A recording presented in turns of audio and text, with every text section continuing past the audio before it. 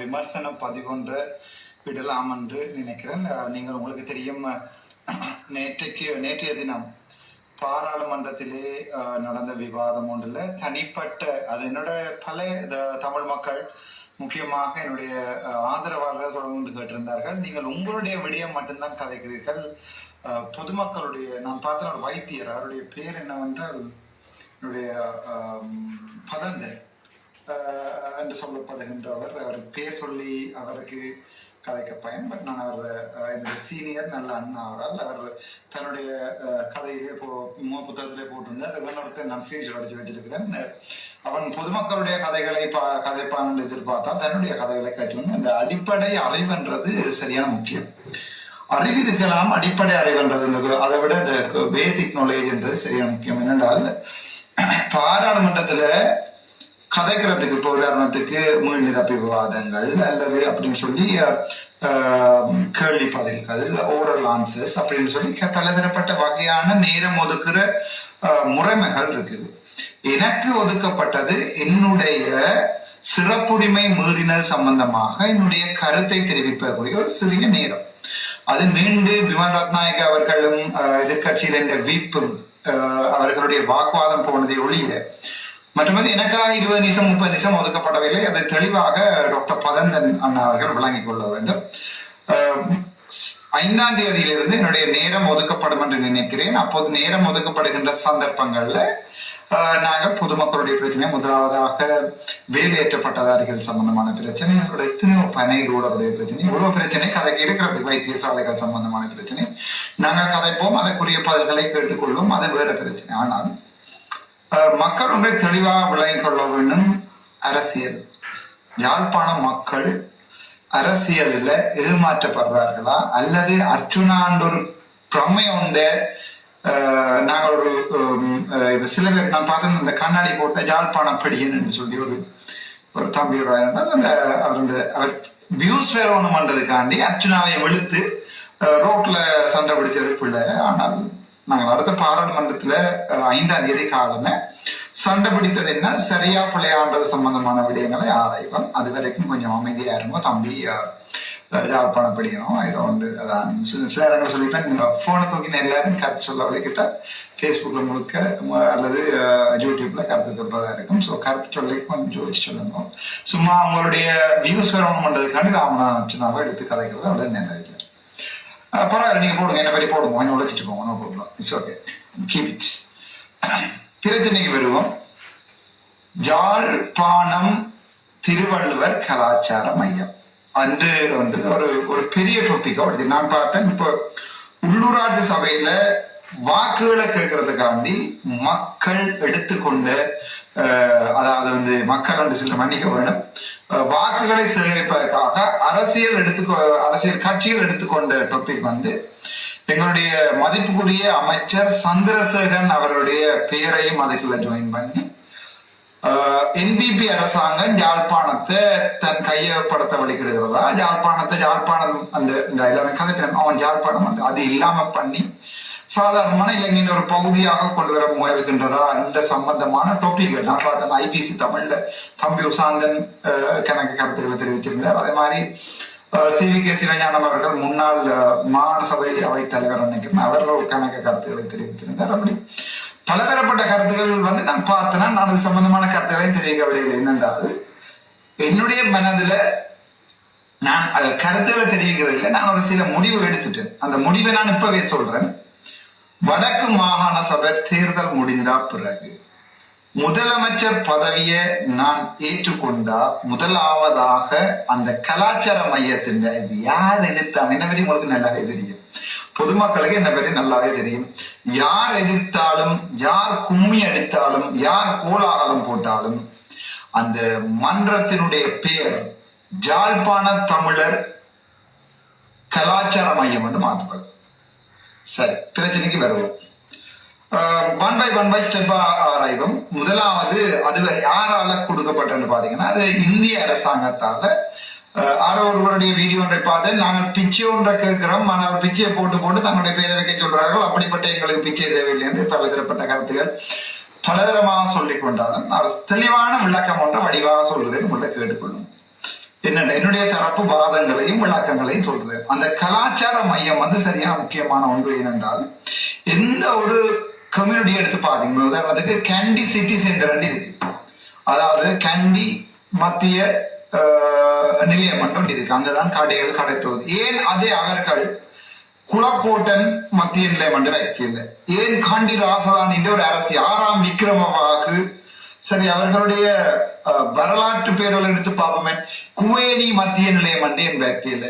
ஏன் புத்தர் மத்திய நிலையம் என்று வைக்கல? ஏன் அவர்கள் கண்டி சிட்டி சென்டர் என்று வைத்திருக்கிறார்கள் என்றால், அது அந்த கண்டி என்றதுக்கு உதாரணத்துக்கு நீங்க பார்த்தா தெரியும், கண்டி மக்கள் போர்னிங் கண்டி என்ற இடத்து டிஷர்ட் போடுவார்கள். நான் கூட அந்த டிஷர்ட்டை 2008 வேண்டி வச்சிருந்தேன்னு சொன்னா அந்த பேரதின பகலத்துல படிக்கல போர்னிங் கண்டி என்று அவங்க போட்டு பார்க்க ஆசையா இருக்கும். ஸோ போர்னிங் ஜேஃப்னா அந்த அந்த அதாவது நான் யாழ்ப்பாணத்துல பிறந்தவன்டா, யாழ்ப்பாண தமிழன்டா, செத்துட்டம் என்று சொல்லு ஆனால் அழிஞ்சிட்டம் என்று சொல்லாத நாங்க திருப்பி பீனிக்ஸ் மாதிரி திருப்பி வருவோம் என்று சொன்ன வசனங்கள் உங்களுக்கு ஞாபகமா இருக்கும். யாழ்ப்பாண தமிழன், அதுல எந்த வேண்டாம், எந்த இதுவும் வேண்டாம், நான் தமிழன், யாழ்ப்பாணத்துல பிறந்தவன். நான் மட்டக்களப்பு தமிழன், மட்டக்களப்பான பற்றி போய் கேட்டுப்பார்.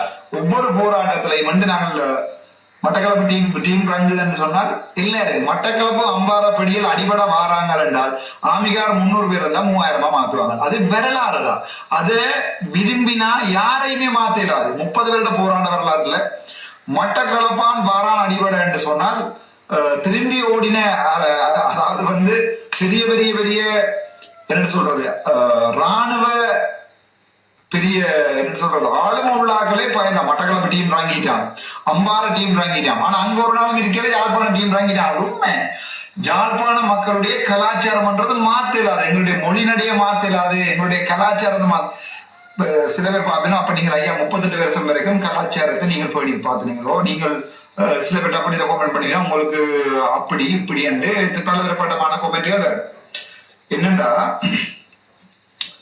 ஒரு கலாச்சாரம் என்றது எது பிரதிபலிக்க சொன்னா அது இன்றையான் நேற்றையானுடைய வழக்கம் அல்ல. 30 வருடங்களாக 300 வருடங்களாக 30 வருட போராட்டமாக இருக்கட்டும், 300 வருடமாக 3000 வருடமாக ஒரு இனம் தன்னுடைய இருப்பை தக்க வைத்திருக்கிறோம்னா அந்த நிலத்தை தக்க வைத்திருக்கோம். அதனாலதான் தலைவர் நிலத்தை கேட்டு போராடினோம். அதுக்காக நாங்கள் அந்த நிலத்துல எந்த இதுவும் கேட்டு போராடின, நாங்கள் ஒரு போராடிய தமிழினம். அந்த வரலாறு அது யாருமே மறக்கிறாது. என்னை பொறுத்த வரைக்கும் ஒரு நிலம் இழந்தால் மானம் இழப்போம். ஒரு நிலம் ஏன் நான் யாழ்ப்பாணம், எந்த இடம் நீங்க பிறந்த இடம் எங்க? யாழ்ப்பாணம். நீங்க பிறந்த இடம் எங்க? கிளிநொச்சி. நீங்க பிறந்த இடம் என்ன? மன்னார். மன்னார் பேரை சொல்லி கேட்டு பாருங்க காய்க்கிறோமே. மண் பற்று, இனப்பற்று, தேசப்பற்று, தேசிய பற்று, தலைவனுடைய கடவுளுடைய பற்று, இந்த பற்று அவ்வளவு இருந்தான மொழி பற்று. அண்மையில பார்த்து நான் இன்றைய தினம் கேண்டீன்ல போயிருக்கேன். உங்களுக்கு தெரியும் பதுளையில என்பிபி அரசாங்கத்தினுடைய அமைச்சர் இல்ல மந்திரி ஒருவர் தனக்கொலை என்று சொல்லுவாங்க. ஆடு மாட்டுக்கு போற குலைகளை வெட்டி ட்ரக்குகளை வச்சுட்டு போன சம்பந்தமான புகைப்படங்கள் உண்மையாக தெரியாது. அந்த புத்தகங்கள் அந்த சம்பந்தப்பட்ட பேர் குறிப்பிடப்பட்ட அமைச்சர் சொன்னா நீ ஒரு இனவாதி, அவரோட தமிழ் அப்படி இருக்க அவர் சொல்ற நீ ஒரு இனவாதி. இதை மலைய மக்கள் நீங்கள் கேட்டுக்கொண்டு போனோம். ஒருவன் எப்போது சுயமாக நிற்கிறானோ அப்பதான் அவன் தன்னுடைய இனத்தின் விழுமியங்களை காக்கலாம். நான் இப்ப உதாரணத்துக்கு உங்களுக்கு தெரியும் சஜித் பிரேமதாசா அவர்களுடைய வாய்ஸ் ரெக்கார்டிங் நான் அவரோட காய்ச்சல் நான் போட்டிருந்தேன். அதுல சஜித் பிரேமதாசா அவர்கள் என்கிட்ட கேட்கிறார், என்ன புத்தா அப்படி சந்தை இல்லை உண்டு, அதாவது நீங்க வாங்க எங்களோட நான் என்ன சொல்றேன், இல்லையா உங்களுடைய யாழ்ப்பாண தேர்தலுக்கு வேணும்னா ஹெல்ப் பண்ணலாம், உங்களுக்கு ஓட்டு எடுத்து தரலாம், பட் நான் பொலிட்டிக்ஸுக்கு வரையில, முதலாவது பொலிட்டிக்ஸ் வரையில, ரெண்டாவது நீங்க எலெக்ஷன் கேட்கிற ஐடியாவும் இல்லை, பட் நான் அதில் ஹெல்ப் என்ன நீங்க ஜனாதிபதியா வந்தீங்கன்னு சொன்னா நான் உங்கள்ட்ட முன்வைக்கலாம், யாழ்ப்பாணத்துல இருக்கிற சுகாதார பிரச்சனைகளை முன்வைக்கலாம். அந்த ஒரு ஆசைதான் அவரோட காஜனாடி. எந்த பொலிட்டிக்ஸ் போக வேண்டிய தேவை எனக்கு இருக்கல. அந்த உங்களுக்கு வடிவா தெரியும். சும்மா போராட்டத்துறை அப்ப என்ன சொன்னா ரணிலண்ட் ஆலண்டு சொல்லி எங்களுடைய சம்பந்தப்பட்ட வைத்தியர்களால் இவன் ரணிலண்ட் ஆலண்டு தான் இந்த பிரச்சனையை தொடங்கினது. ரணில் திட்டமிட்டு பிளான் பண்ணிக்கிறோம். ரணில் எங்க நான் எங்க உங்களுக்கு அதை விளங்குவோம். எப்போது நாங்கள் சுயமானி ஏன் சுய தொழில் என்று சொல்றோம். ஏன் தமிழ்ல இருக்கு தனி வளையா இழிவலையானாலும் தனி வளை வேணுமண்டேன். இது என்னுடைய நாடு, இந்த நாட்டுல இது என்னுடைய பிரதேசம், இந்த பிரதேசத்துல நாங்கள் அதிகமாக பேசப்படுற மொழி தமிழ். ஜாதிவாதிகத்தாக இன்றைக்கு இன்னொரு சிங்கள நண்பர்களால் சொன்ன நீங்கள் இனவாதம் கலைக்கிறீங்க, அதுன்னு இல்லை. 5ஆம் தேதி ஒரு உதாரணம் சொல்றேன். இனவாதம் இந்த நாட்டுல ஊறி போய் இருக்கிற என்பது உதாரணம். அதை கேட்டுவிட்டு நீங்கள் நீதிமன்றத்தில் 5ஆம் தேதி நீங்கள் வெயிட் பண்ணி பார்த்து கொண்டு 5ஆம் தேதி காலமே 9 மணிக்கு அந்த பிரச்சனை தொடங்கப்படும். 9:30 தொடங்கப்படும். சரி, விடுவோம். சரி, இப்ப பாப்போம். நாங்க ஜாழ்ப்பாணத்துல இருந்து 3 எம்பி மேல அனுப்பியிருக்கோம். இளங்குமரன், தம்பி இளங்குமரன், அண்ணா ரஜீவன், அதை விட மதிப்புக்குரிய சார் பவானந்தர எங்க நிக்கணும். 6வது கதைச்சு உங்களுக்கு ஜாழ்ப்பாணத்துல இப்படி இப்படி பிரச்சனை நடந்தவனுக்குன்னு கதைக்கிறது யாராவது கேள்விப்பட்டிருக்கீங்களா? இல்லை. 1-2 பேருக்கு தனிப்பட்ட வேலைகளை வேணும்னா அதை செய்து கொடுக்கலாம். அங்க ஸ்கூல் மாத்தல் கொடுக்குறது, இங்க பிரின்சிபலுக்கு மாத்தி கொடுக்குறது, அந்த கல்வி படிக்கிறது, அதுகள் அல்ல தமிழன். தமிழ் மக்கள் அதை அல்ல எதிர்பார்க்கிறாங்க. தமிழர்கள் தமிழ் தேசியம் நோக்கி எங்களுடைய பாதையில எங்களோட அடித்தளத்துல இருந்து ஏதாவது எதிர்பார்க்கிறோம். அவ்வளவுதான். ஃபர்ஸ்டா பேஸ்மெண்ட். நானா தான் சொல்றேன், தேசியம் என் உயிர் மூச்சு. தேசிய தலைவன் கொள்ள வந்து என்னுடைய உடம்புல ஒவ்வொரு அணுவிலையும் ரத்தத்திலையும் இருக்கு. அதுல என்ன சந்தேகம் வேண்டாம். தேசிய தலைவன் எதுக்காக போராடினவர்? எங்களுடைய தமிழ் தேசியத்துல வாழ்கிற ஒவ்வொரு தமிழனும் தன்னை தானே ஆளுகின்ற சுயநிர்ணய உரிமையோட வாழ வேண்டும் என்றது மட்டும்தான் எங்க தேசிய தலைவர்கிட்ட கொள்கை. தெளிவான ஒவ்வொரு முறை ஸ்பீச் நான் கேட்கிறேன். நான் யூடியூப்ல இருக்கு, கேளுங்க. நாங்கள் சிங்கள மக்களுக்கோ சிங்கள மக்களுடைய கலாச்சாரத்துக்கோ எதிரானவர்கள் அல்ல. நாங்கள் சிங்கள மக்களின் கலாச்சாரத்தை நாங்கள் தமிழன் தன்னுடைய எதிரியின் கலாச்சாரத்தை மதிக்கிறேன், விரும்புகிறேன், கட்டி காப்பேன் என்று சொன்னவன் தான் என்னுடைய தலைவன், என்னுடைய இறைவன். அதை வடிவா நீங்க விளங்கிக்கொள்ளணும். நான் புதுசா வர நினைக்கிறேன் 2002 இந்த கண்ணாடி போட்ட தமிழ் படியன் எல்லாம் நினைக்கிறேன் காத்துல பிறந்திருப்பீங்க 2002 நினைக்கிறேன். என்னென்றால் உங்களுக்கு வந்து எங்களுடைய வரலாறுகள் தெரியணும். உங்களுடைய தேசிய தலைவனுடைய ஸ்பீச்சுகள் உங்களுக்கு 7 ஆண்டு தம்பி உங்களோட அம்மா அப்பாட்டே அது கேளுங்க வாசா. அதுல கேளுங்க. எனக்கு 39 வயசு, எனக்கு நல்ல அனுபவம் இருக்கு இடம்பெயர்ந்து. நான் ஏன் வெளிநாட்டில் இருக்கிறேன் சொந்தங்களுடைய கோவில் ஆன்சர் பண்றேன்னு சொன்னால் அவர்களுடைய வரலாறு, அப்ப அப்படி நடந்த எப்படி இருந்த 88ஆம் ஆண்டு அப்படி செஞ்சவங்க அதுகள் சரியா முக்கியம். அங்க இருந்துதான் வரலாற்றுல இருந்தான் எங்களுடைய இனம் என்னென்ன மாதிரியா கஷ்டப்பட்ட என்பது சம்பந்தமா நாங்கள் ஆராயலாம். விஷயத்துக்கு திருவள்ளுவர் கலாச்சாரம் இல்லையா? திருவள்ளுவரோட எனக்கு என்ன ஒரு கோபம் இல்லை. உதாரணத்துக்கு குவேனி கலாச்சார மையம் வந்து யாழ்ப்பாணத்துல வச்சா அது ஒரு பெரிய பிரச்சனை. சரி, வேண்டாம்.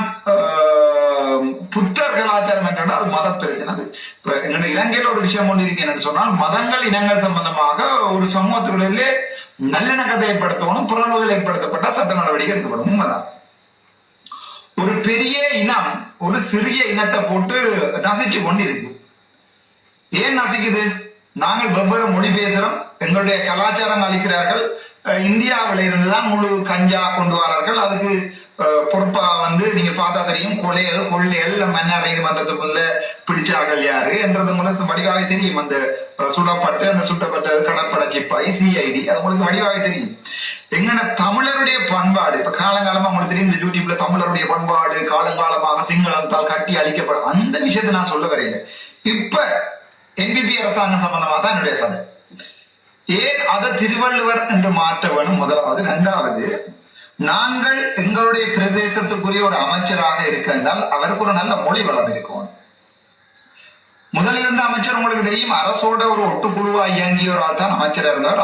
அதனாலதான் மீண்டும் மீண்டுமே அந்த இனப்படுகொலைகள் பயங்கர மோசமா நடந்து வந்தது. இப்ப இருக்கிற அமைச்சர் வந்து அரசால தேர்வு செய்யப்பட்ட மக்களால் தேர்வு செய்யப்பட்டவரான்னு கேட்டா இல்லையா? பேசுறது சந்திரசேகரன் என்ன கோவிக்க வேண்டாம். நீங்கள் மக்களால் தெரிவு செய்ய இல்லை, மக்கள் தெரிவு செய்தது வந்து 2 எம்பி மேல உங்களுக்கு போனஸ் சீட் ஒன்று வந்தது 3வது, அதோட உங்களுக்கு தேசிய பட்டியலில் வந்தது 4வது. அது தவிர தங்களுக்கு மக்களுடைய ஆணை இருக்கான்னு கேட்டா சந்திரசேகரன்னா இல்லை. சரி, விஷயத்துக்கு வருவோம். உங்களுக்கு எங்களுடைய தமிழருடைய யாழ்ப்பாண மக்களுடைய இனம், மொழி, மதம், கலாச்சாரம், விழுமியம் சம்பந்தமான அறிவுகள் இருக்கான்னு கேட்டா வேர் ஆர் யூ ஃப்ரம் என்றுதான் அடுத்த கேள்வியை நான் கேட்பேன். என்ன கோவிக்க வேண்டாம் என்ற நான் சொல்லியிருக்கிறேன். மனதால என்பிபி கட்சிக்குரிய ஆதரவை நான் இழந்துட்டேன் என்றால் திரும்ப திரும்ப வழக்குகள் உங்களுக்கு கீழே இருக்கிற ஒரு அமைச்சின் ஒரு ஊழியர் தான் ஒரு வைத்தியர். உங்களுக்கு ஒரு போலீஸ்காரன் உங்களை மறைச்சு நீ யாருன்னு தெரியாது என்று சொல்லி உங்களை வீடியோ எடுத்து அதை மீடியாவில் போட்டால் அமைச்சர் சந்திரசேகர் அவர்கள் என்ன செய்வீங்கள்?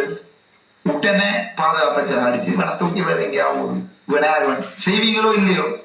ஏன் அதை ராமநாதன் அர்ச்சுனாக்கு எதிராக உங்களுக்கு ஹெல்ப் பண்ணிடலாது? ஹெல்ப் பண்ணிடலாண்டால் சமத்துவத்தை பேணுறதுக்கு உங்களுக்கு உதவி செய்கிறோம். உங்களை பொறுத்த வரைக்கும் நான் ஒரு ஆபத்தான ஆள், நல்ல மனுஷன். நீங்கள் நல்ல மனுஷன் இல்லைன்னு சொல்லல, அரசியலில் நீங்கள் என்னுடைய எதிரியாக மாறிட்டீங்க, மன்னிச்சு கொள்ளவும்.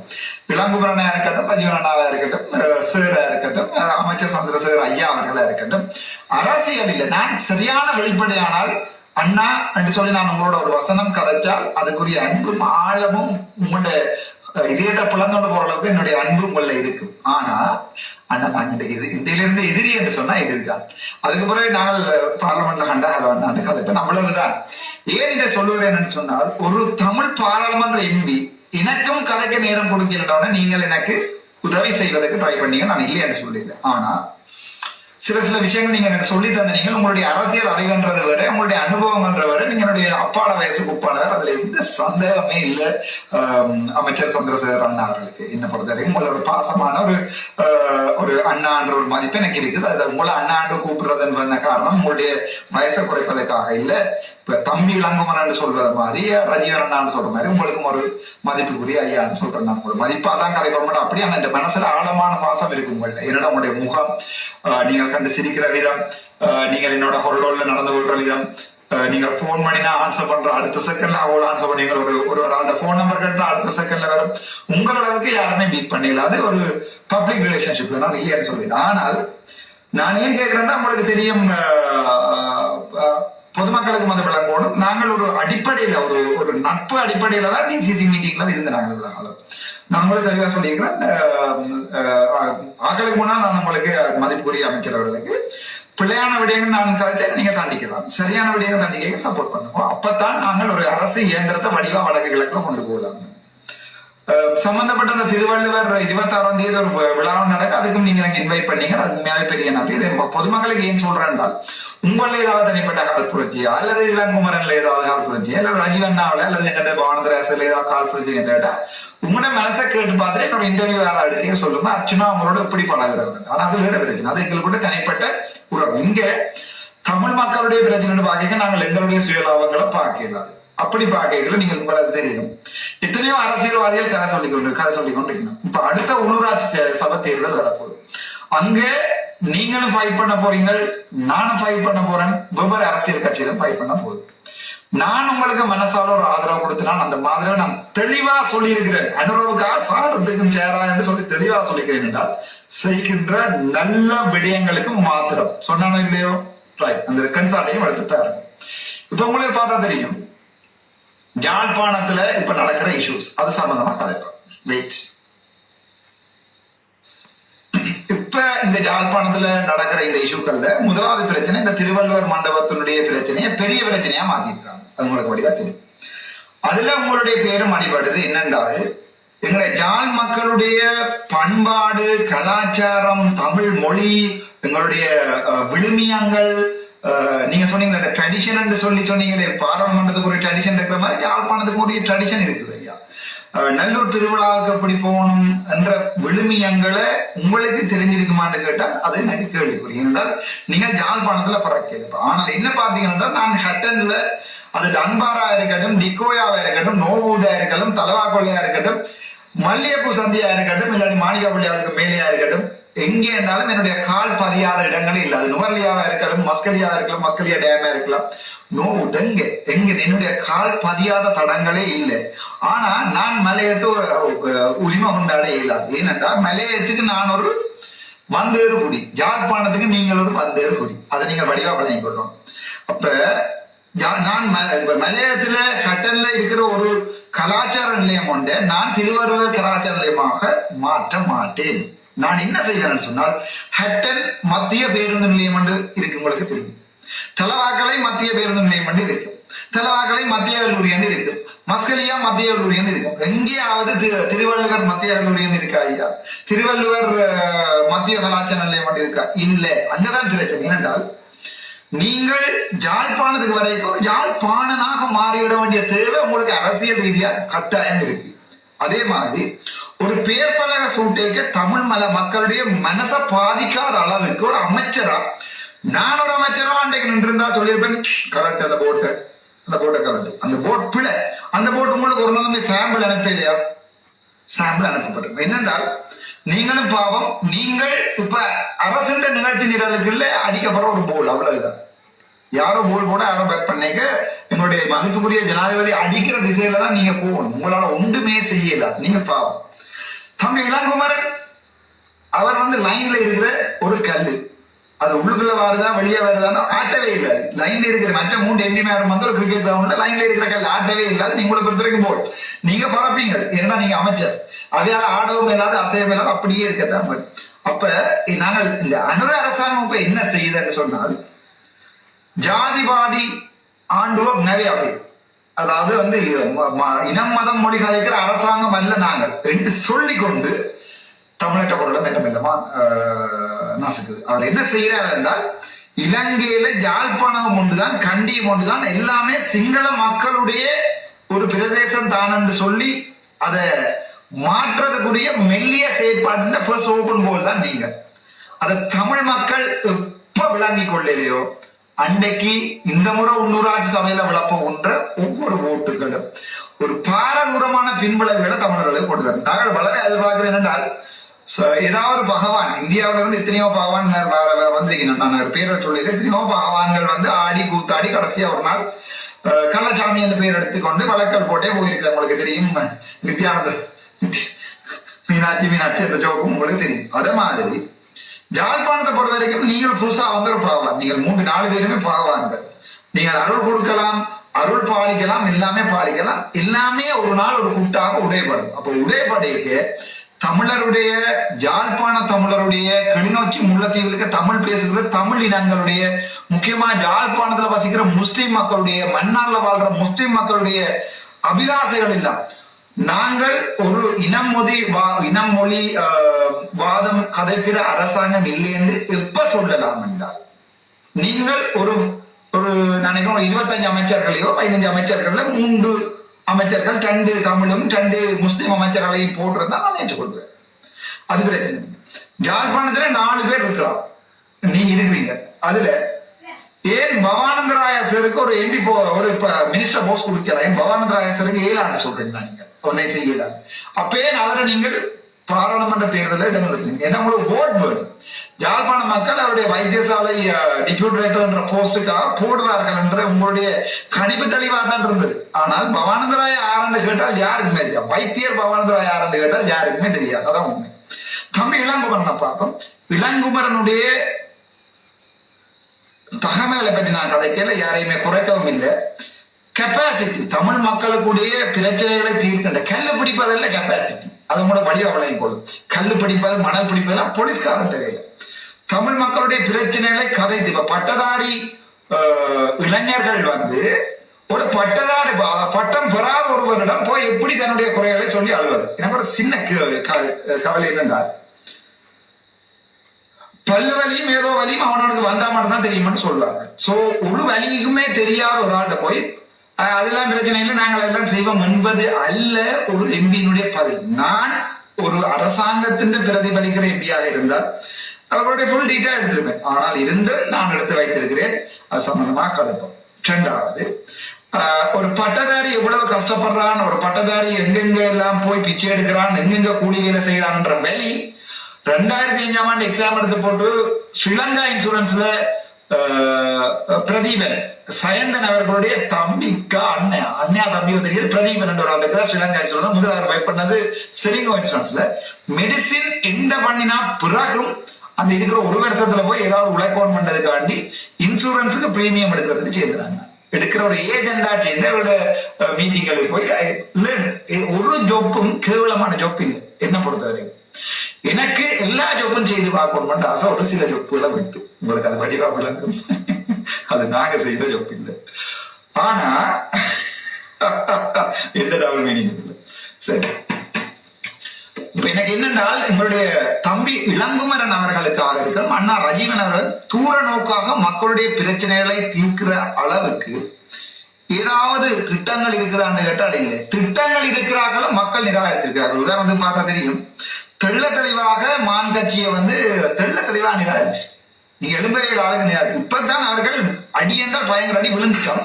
கிடக்குல விழுந்தா பிறகு மெல்ல மெல்ல மெல்லமா அங்க இருக்கிற வேர்கள்ல நான் கஷ்டப்பட்டு உண்டின வேர்கள்ல படிச்சு பார்க்க மேல வந்து சரி வரையில. ஆனா அது பிரச்சனை இல்லை, அதுல பெரிய கதைக்கவும் தேவையில்லை. என்றால் என்னுடைய வழி தனி ஒருவனாகத்தான் இந்த சாவச்சேரி போராட்டத்தை தனி ஒருவனாகத்தான் ஆரம்பிக்கிறான். சரி, பிரச்சனைக்கு வருவோம். நான் மக்கள்கிட்ட சொல்லக்கூடிய உறுதி என்னுடைய தமிழ் இனத்திற்கு ராமநாதன் அர்ச்சுனாவா சொல்ல கொடுக்கக்கூடிய ஒரு பெரிய உறுதி, யாழ்ப்பாணம் தனித்துவமான ஒரு பிரதேசம். முல்லைத்தீவுகள் அதுக்கு ஒரு தனித்துவமான பிரதேசம் இருக்கு, பேர் இருக்குது. மன்னாருக்கு இருக்கு. தமிழ் பேசும் ஒவ்வொரு இடங்களுக்கும் ஒரு தனித்துவம் இருக்கு. அந்த தனித்துவத்தை இழக்கிறதுக்கு யாரும் தயாராக.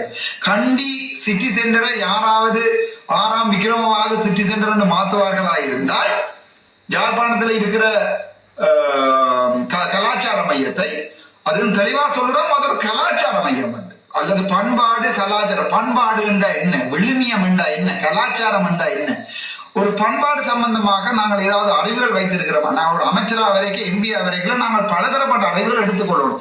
எனக்கு தெரியாத விடயங்களை எத்தனையோ பேரிடம் கேட்டு தெரிந்து கொள்ளுங்க. கிட்ட கூட ஹர்ஷடீஸ்ல அவர்களிடம் போய் கணக்கு டவுட்களை கேட்டு நான் தெரிந்து கொண்டேன். என்னோட கதைப்பதில இருந்து மறைந்து டாக்டர் ஹர்ஷடீஸ்ல நான் உங்களோட கதைக்கலாமான்னு கேட்டு சில விஷயங்களை தெரிஞ்சோம். இன்று பாராளுமன்ற அறைவுள்ள போது அங்க ஒரு முஸ்லீம் அண்ணவராக தான் இருந்தார். என்னோட பேர் சொல்ல விரும்பவில்லை. என்னை அவர் கூட்டிக்கொண்டு விதம், கதைத்த விதம், அங்க இருக்கிற புத்தகங்கள் எடுத்து தந்த விதம், நீங்க என்ன வேணுமென்றால் அந்த சில பேர் இனம் மதம் மொழி தாண்டியும் ஒரு சில பேர்ட்ட மனசுல ஆழமா போயிடுவோம். என்ன பொறுத்த வரைக்கும் என்னுடைய புத்தகங்கள்ல கூட கர நேரங்கள்ல கமெண்ட்டுகள் முஸ்லிம்களுடைய பேர்களை பார்க்குது. ஆனால் ஒரு சமூகத்துல கோபப்படாம இருக்கிறதுக்குரிய முக்கியமான காரணம் இந்த லைப்ரரியில இருக்கிற இந்த அண்ணா மாதிரியான லைப்ரரி பொறுப்பு. ஒரு முஸ்லீம் அண்ணாவுடன் அண்ணா எனக்கு அந்த அட்டப்படி தெரியல படிப்பிக்கிறீங்களா தப்பு ஒரு சிங்களர் ஆளை கூப்பிட்டு விட்டார்.